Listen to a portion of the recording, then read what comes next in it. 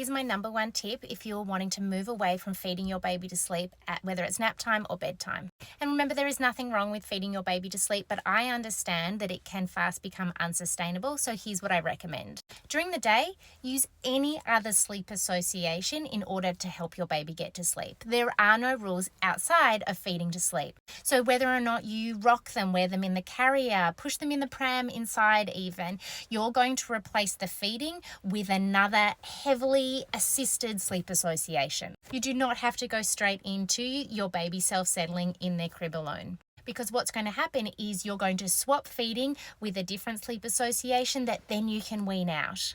And while you're doing that, you're going to, depending on your baby's age, look at where you can anchor in their feed times so that you know that your baby is filling up rather than just snacking. So for example, if your baby is 5 months, you might feed at 7, 11, 3, and then 6:30 p.m. before bed. And it may take a little bit of time, but your baby will figure out how to go to sleep without feeding. Now, what you're going to do at bedtime is you're going to do your final milk feed, breast or bottle, does not matter. You're going to do it 30 minutes prior to bed. And if your baby has a really strong association with falling asleep and maybe they're a bit overtired because sleep's a bit tricky at the moment, I recommend doing that final feed out on the lounge. Maybe the TV's on, your toddler's around, your husband's coming home from work.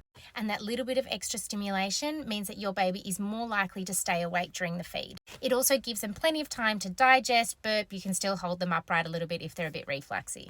Then you're going to go into their nice, dark, cozy nursery, and then you can either work on self-settling if that's where you're up to, or again, you choose a different sleep association to swap from feeding to sleep. You might like to rock them all the way to sleep or pat them all the way to sleep.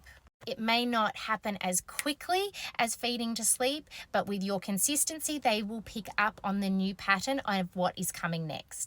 And then just give it time. I work with so many families who want to move away from feeding to sleep, and it's always kind of part of the way that I work so that we can work on independent sleep and get baby sleeping through the night and taking long naps. So take it from me, it is absolutely possible to swap feeding to sleep with another sleep association, and then when the time comes, swap that sleep association for self-settling and independent sleep.